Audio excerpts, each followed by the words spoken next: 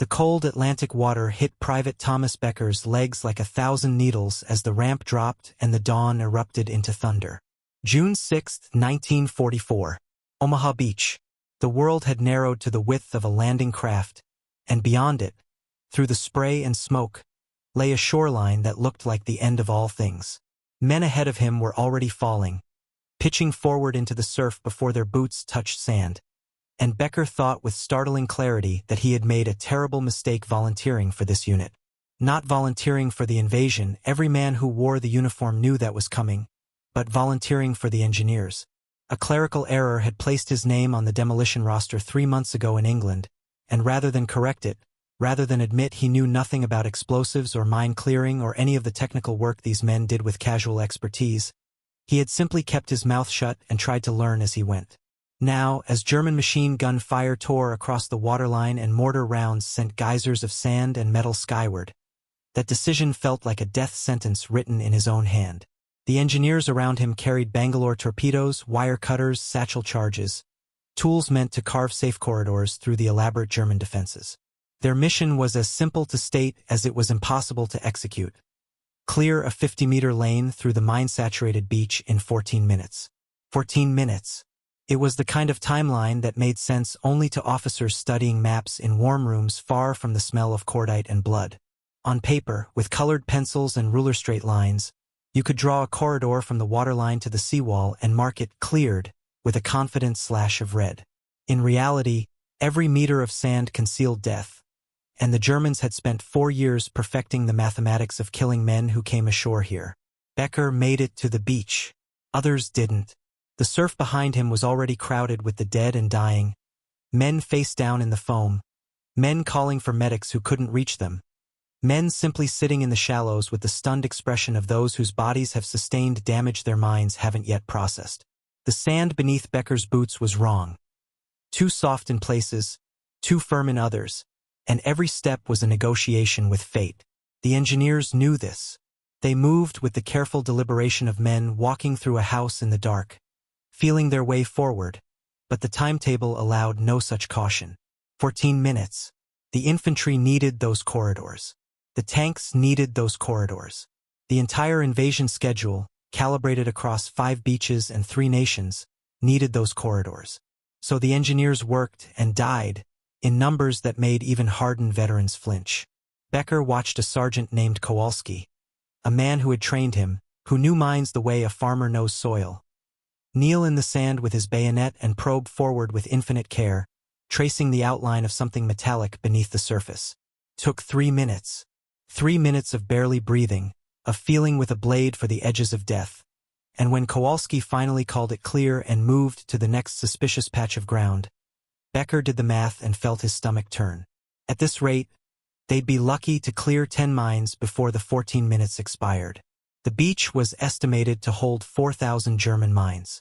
4,000. Teller mines that could rip the treads off a tank. Shoe mines that would take a man's foot at the ankle.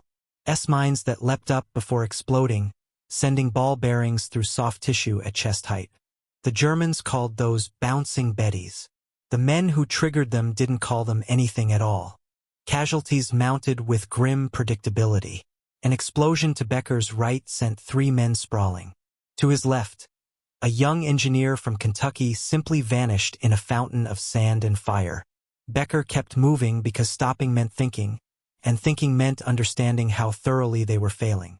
The standard method, probe with a bayonet at a 45-degree angle, trace the outline, carefully excavate, disarm, or mark, was sound engineering. It had been developed through trial and error, refined in North Africa and Sicily, taught to every man who wore the engineer castle on his collar. It worked, but it was slow. 3 to 5 minutes per mine, and the casualty rate was running at about 12%. For every 100 engineers working the beach, 12 wouldn't see the afternoon. Becker was 22 years old.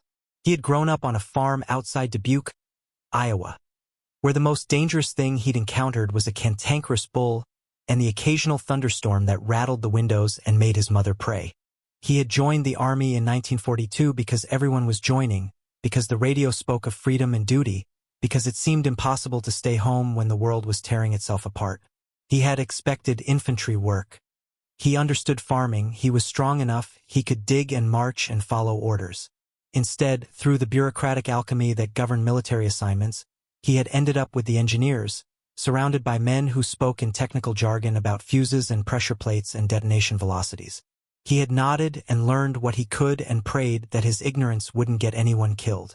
Now, crawling forward across Omaha Beach with his bayonet extended and his hands shaking, he realized that prayer had been optimistic. The noise was extraordinary. Later, when people asked about combat, that's what Becker would remember most, the sheer volume of modern war. The machine guns created a sound like ripping canvas, continuous and inhuman. The mortars whistled and crumped. The naval guns from the destroyers offshore added a bass note that you felt in your chest before you heard it in your ears. Men shouted orders that were swallowed by the din. Men screamed for reasons that needed no explanation. And underneath it all was a high-pitched ringing that Becker gradually realized was coming from inside his own head. A feedback tone that suggested his eardrums had given up trying to process the assault. He found a mine. His bayonet touched something solid about 4 inches down, and he froze, his entire body clenched around that point of contact. Slowly, with the exaggerated care of a man defusing his own death, he traced the outline. Circular, about 12 inches across. Taylor mine. Anti-tank. The irony was that these were less likely to detonate under a man's weight. They needed the pressure of a vehicle, but irony was poor comfort when your bayonet was pressed against a casing filled with explosives. Took him 4 minutes to confirm what it was and mark it with a white tape flag. For minutes during which he was entirely vulnerable, kneeling in the open while bullets kicked up sand around him and shrapnel pinged off the beach obstacles behind him. When he finished and moved forward, he found another mine 6 feet away. This was the devil's arithmetic of Omaha Beach. The Germans hadn't scattered their mines randomly. They had placed them with the methodical precision of men who understood traffic patterns, who knew where the Americans would need to concentrate their forces, who had studied beach gradients and tide tables and approach angles. The mines were densest exactly where they would cause the most disruption, and the engineers had no choice but to work in those same killing zones. By 0800 hours, the assault was already behind schedule. The 14-minute window had closed and reopened and closed again, and the corridors were still incomplete. Bodies of engineers lay among the beach obstacles, marked by the same white tape they had used to flag mines, a grim repurposing that no one had time to find darkly funny. Officers were screaming into radios. Medics were performing triage in the limited cover of the seawall. And Becker, covered in wet sand and nearly deaf from the bombardment, found himself staring at a stretch of beach that looked identical to every other stretch of beach, but which supposedly contained at least a dozen more mines that needed clearing before the next wave of infantry could advance. He sat back on his heels, momentarily defeated. His bayonet felt heavy. His hands ached. He had been probing sand for what felt like hours, and every mine he found was both a small victory and a crushing reminder of how many more remained. Around him, other engineers worked with the same desperate intensity, but the math was unforgiving. At the current rate, they would be clearing mines until nightfall, and by then the invasion would have failed for lack of momentum. That's when Becker noticed the bucket. It was nothing special, a galvanized steel bucket, probably dropped by an engineer from an earlier wave, lying on its side about 10 yards away. The kind of bucket you'd find on any farm in Iowa, useful for carrying water or feed or nails or any of the 1,000 small tasks that filled a day. Becker stared at it, his mind temporarily blank from exhaustion, and then something clicked. Water. He crawled over to the bucket, grabbed it, and moved down to the waterline. The tide was coming in, which meant the distance to the surf was shrinking, which was bad for the invasion schedule but convenient for what Becker had suddenly, inexplicably decided to try. He filled the bucket with seawater, carried it back to the stretch of sand he'd been working, and simply poured it out across the surface. The water spread, darkening the sand, and Becker watched it with an intensity that bordered on religious. The water flowed, pooled. It soaked downward at a rate determined by the sand's density and composition. And in one spot, a spot Becker hadn't yet probed, the water did something different. It spread more slowly, creating a subtle depression, as if the sand there was packed more firmly or the ground beneath was less permeable. Becker's heart hammered. He grabbed his bayonet and probed. For inches down, he hit metal. He traced the outline, confirmed it, marked it with white tape. Then he filled the bucket again and poured it across the next section of sand. The water revealed another suspicious spot, another probe, another mine. He worked faster now, moving with something approaching excitement, that peculiar form of joy that comes from discovering a better way to do something terrible. The water trick worked because buried mines compacted the sand above them differently than undisturbed ground. The compaction wasn't visible to the naked eye, especially on a beach churned by high explosives and boots and incoming tide, but water, simple, abundant seawater, made it visible.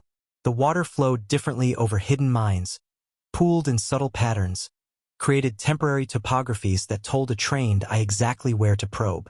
Becker marked 7 suspicious spots in the time it would normally have taken him to carefully clear one mine. 7. He stared at his handiwork, a line of wet sand punctuated by white tape flags, and felt something he hadn't felt since landing: hope. The problem was authority. Becker was a private. He had no formal engineering training. He had stumbled into this unit by clerical error and bluffed his way through training by watching others and keeping quiet. The idea that he might have discovered something useful, something that the experienced engineers with their manuals and protocols hadn't thought of, seemed absurd. And on a beach where men were dying by the minute, absurdity was a luxury no one could afford. But the tape flags were there. 7 of them, marking 7 spots where Becker's improvised water test suggested mines lay buried. A sergeant materialized out of the smoke, a man named Callahan with a face like weathered stone and eyes that had seen too many engineers die. He looked at Becker, looked at the flags, looked at the empty bucket still in Becker's hands. "What the hell is this?" Callahan's voice cut through the noise. Becker explained, his words tumbling over each other, aware of how insane it sounded. "I poured water on the sand. I watched how it flowed. I think there are mines under these spots. I know it's not procedure, but..." Callahan held up a hand. "You probed all 7? No, Sergeant. I just marked them. I thought. You thought you'd play artist while men are dying? You thought you'd..." Callahan stopped, looked at the flags again, did some mental calculation. 7 spots. How long did this take you? Maybe 6, 7 minutes total. Callahan was silent for a long moment. Then he called over 2 engineers with probe equipment, pointed at the flags and said, "Check these. I want confirmation, or I want this private on burial detail for wasting our time." The 2 engineers looked skeptical but moved to the first flag and began probing. Becker watched, his stomach knotted, aware that he had just gambled his credibility and possibly his life on a theory based on watching water soak into sand. If he was wrong, if even half the spots were false positives, he would be worse than useless. He would be a distraction, a danger, a man whose unauthorized experimentation had pulled resources away from the actual work. The first probe hit metal almost immediately. The engineers glanced at each other, confirmed the outline, and moved to the second flag. Metal again. The third flag. The fourth. By the time they reached the 7th flag and confirmed the 4th teller mine, Callahan's expression had transformed from anger to something approaching wonder. "For confirmed out of 7 marks," he said slowly, "in the time it would take us to carefully clear one using standard procedure." "Yes, Sergeant. And you did this with a bucket of seawater." "Yes, Sergeant." Callahan looked at Becker as if seeing him for the first time. "What's your background, private? Engineering degree? Geology?" "I'm a farmer, Sergeant. Iowa." The laugh that escaped Callahan was sharp and brief, the kind of sound men make when the universe reveals itself to be even stranger than expected. "A farmer." Jesus Christ. "A farmer with a bucket." He grabbed Becker by the arm, not gently, and pulled him toward where a cluster of officers was coordinating the engineering effort from the relative cover of a destroyed beach obstacle. "You're going to demonstrate this. And if you're bullshitting me, if this was luck, I will personally ensure you spend the rest of the war digging latrines in England." "Understood. Understood, Sergeant." The officers were skeptical. Of course they were skeptical. They had spent years learning the engineering discipline, had overseen the development of mine-clearing procedures, had watched men die testing methods that were now standard doctrine. And here was a 22-year-old private with no engineering background suggesting that a bucket of seawater could revolutionize their work. The lead engineer, a captain named Morrison with salt and pepper hair and the deliberate speech of a man who didn't waste words, listened to Becker's explanation with the expression of someone being told that gravity worked sideways on Tuesdays. "Show me," Morrison said flatly. So Becker showed him. He grabbed a bucket, filled it with seawater, returned to an unsurveyed section of beach, and poured the water across the sand. He pointed out 2 spots where the water behavior seemed anomalous. Morrison ordered probes. Both spots contained mines, 1 teller mine, 1 shoe mine. Morrison's expression didn't change, but something in his posture shifted, a subtle unlocking of possibilities. "Do it again," Morrison said. "Different section." Becker did it again. 3 more suspicious spots. 2 confirmed mines and 1 false positive. A buried piece of shrapnel that had compacted the sand enough to affect water flow. The false positive bothered Becker more than it bothered Morrison. A 67% accuracy rate is still faster than probing blind, Morrison said. He turned to Callahan. "How many buckets can we scrounge?" "Dozens, sir. They're all over the beach. And the seawater is unlimited." Morrison was thinking out loud now, working through the logistics. The method requires no special training. Any engineer with functional eyes can see the water patterns. The time savings are... He trailed off, doing math in his head. Substantial.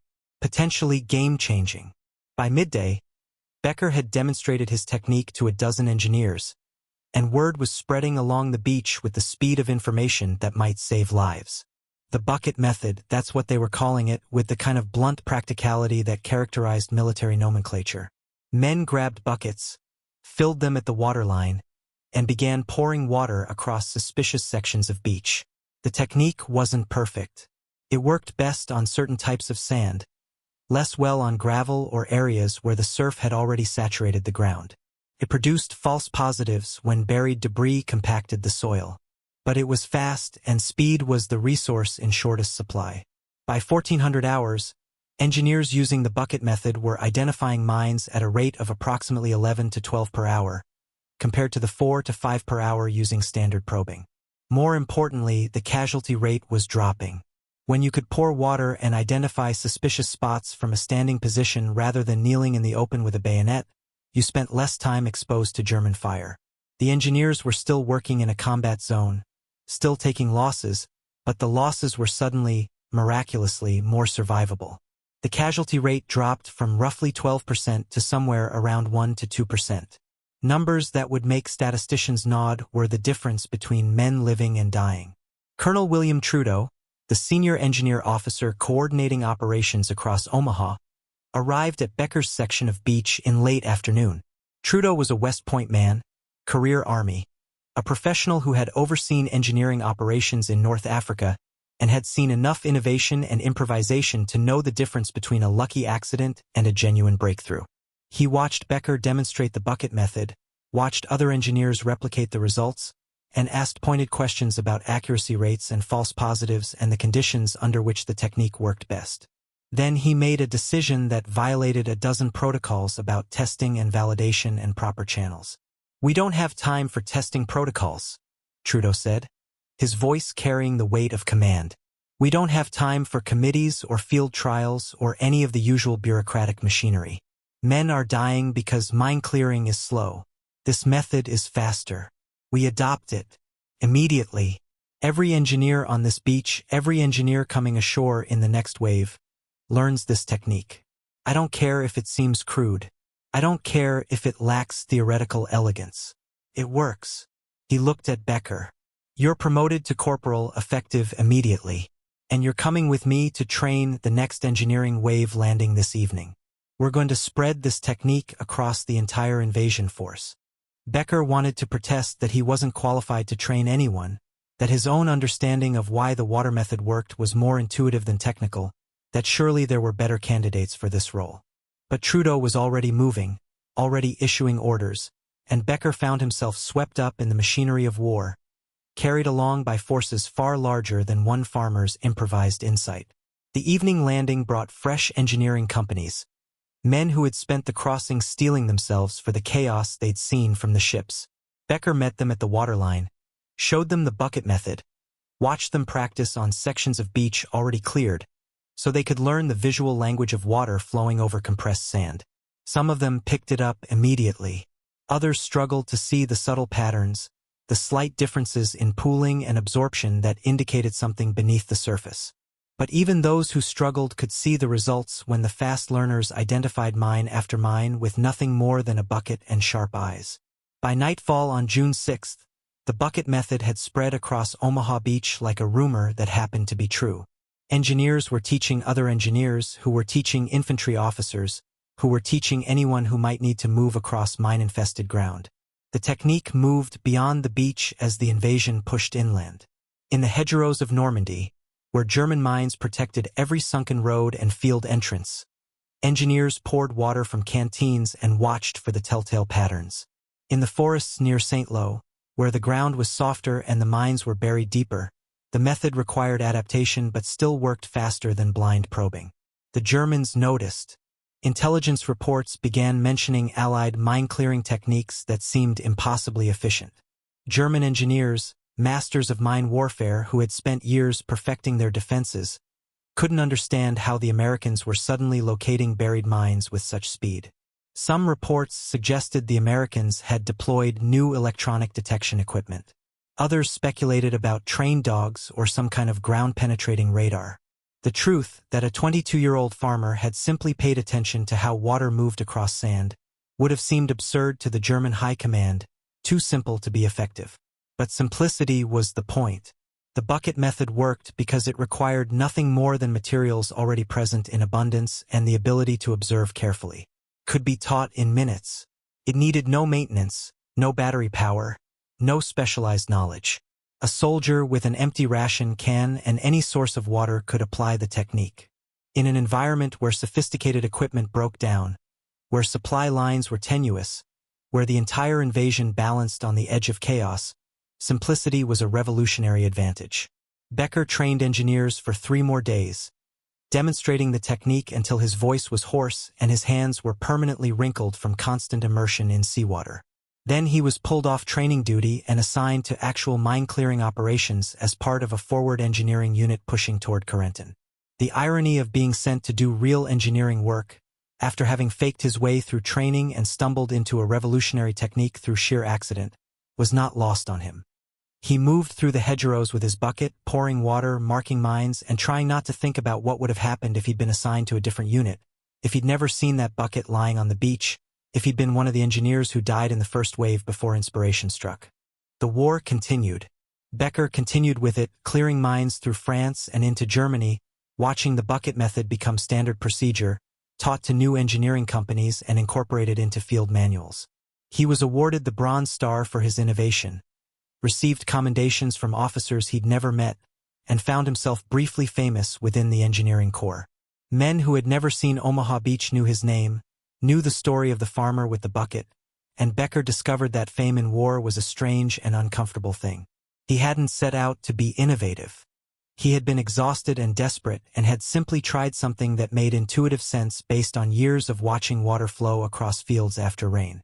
The fact that this simple observation had saved lives was gratifying, but it also made him acutely aware of how many men had died before he'd had that observation. How many engineers had knelt in the sand with their bayonets and never stood up again. Germany surrendered in May 1945. Becker returned to Iowa that summer, to the farm outside Dubuque that seemed both exactly as he'd left it and completely foreign. His mother cried and fed him. His father asked careful questions about the war and accepted careful answers. The local newspaper ran a story about the hometown hero who had revolutionized mine detection. But Becker refused to be interviewed, refused to participate in the gentle mythologizing that small towns engage in when their sons return from war. He was not a hero. He was a man who had been lucky enough to have an idea at the right moment, nothing more. He farmed. He married. He raised 3 children and served on the school board and lived the quiet, productive life of a man determined to be ordinary. He spoke about the war only when pressed, and even then he focused on the mundane details, the food, the weather, the strange landscape of Europe, rather than the bucket method or the mines or the bodies on Omaha Beach. His children grew up knowing their father had done something important during the war but not quite understanding what it was. The Bronze Star sat in a box in the attic. The commendations gathered dust. In 1950, the U.S. Army formally added the waterflow method to its engineer field manual, codifying Becker's improvisation into official doctrine. He learned about this from a letter sent by Colonel Trudeau, now retired, who wanted Becker to know that his technique was being taught at Fort Belvoir to every new engineering class. "You probably saved thousands of lives," Trudeau wrote. "I hope you know that." Becker filed the letter with the Bronze Star and the commendations and tried not to think about it. Decades passed. The bucket method faded from immediate military consciousness as mine warfare evolved and new detection technologies emerged. Metal detectors became standard equipment. Ground-penetrating radar offered sophisticated analysis. Trained dogs could sniff out explosives with remarkable accuracy. The simple technique of pouring water and watching flow patterns seemed quaint, a relic of a more primitive era of warfare. But then came Iraq. Afghanistan. Conflicts where sophisticated equipment failed in desert heat, where battery-powered detectors broke down, where the enemy used mines and IEDs that confounded the latest technology.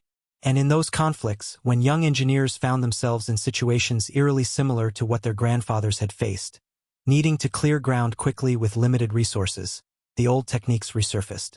Reports began circulating of soldiers using water bottles to check suspicious patches of earth, watching for drainage patterns that suggested something buried beneath. The technique had evolved: water bottles instead of buckets, plastic instead of steel, but the principle was identical. Simple, effective, available. Becker learned about this from a grandson serving with the army in Fallujah, who sent an email describing how his unit had used the water bottle method to identify an IED along a frequently traveled route. "Just like you did on D-Day," the grandson wrote, with a pride that Becker found both touching and bewildering. He had done nothing special. He had simply paid attention, had seen a problem, and tried something that might work. That this simple act was being replicated 60 years later by his own descendant felt less like legacy than like evidence that war never really changed. That every generation had to rediscover the basic truth that survival required both courage and improvisation. Thomas Becker died in 2003 at the age of 81. In the same farmhouse where he'd been born, surrounded by family who loved him and neighbors who respected him and a community that knew him as a farmer and a school board member and a quiet man who didn't boast. The obituary mentioned his Bronze Star and his service on Omaha Beach, but it didn't dwell on these facts. He had been, by all accounts, a good man who had lived a good life, and the fact that he had saved countless lives with nothing more than a bucket of seawater seemed almost incidental to the larger narrative of a life well lived. But the bucket method endured. It endured in field manuals and training sessions, in the oral history passed down through engineering units, in the practical knowledge that soldiers shared when the sophisticated equipment failed and survival depended on simple observation and willingness to try something new. It endured as proof that innovation could come from anywhere, from anyone, that the difference between disaster and salvation might be nothing more than a 22-year-old farmer from Iowa paying attention to how water flowed across sand. On Omaha Beach, where 4,000 German mines had once saturated the sand, where engineers had knelt with bayonets and died by the dozen trying to open corridors for the invasion, there now stands a monument to the engineering units who made the landings possible. The monument doesn't mention Thomas Becker by name. It doesn't describe the bucket method or the water flow technique or the improvised insight that changed mine-clearing doctrine. It simply honors the engineers who died clearing the beach, acknowledging their sacrifice without detailing the specific methods they employed. But among the engineers who visit that monument, among the men and women who have spent their careers learning to detect and neutralize the buried machinery of death, there are stories. Stories about the farmer with the bucket. Stories about the simple technique that revolutionized mine clearing. Stories about the importance of observation, of improvisation, of refusing to accept that the way things are done is the only way things can be done. These stories persist because they contain a truth that transcends the specific details of D-Day or mine warfare or even military engineering. They persist because they remind us that ordinary people, under extraordinary pressure, can create solutions that experts miss. That innovation doesn't require advanced degrees or sophisticated laboratories or years of specialized training.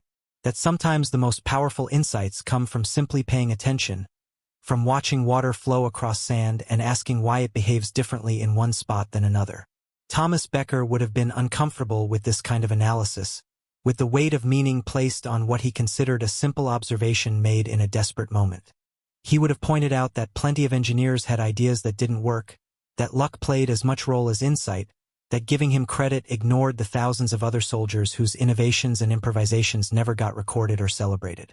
He would have insisted, with the humility that defined his entire life, that he had simply been in the right place at the right time with a bucket in his hands.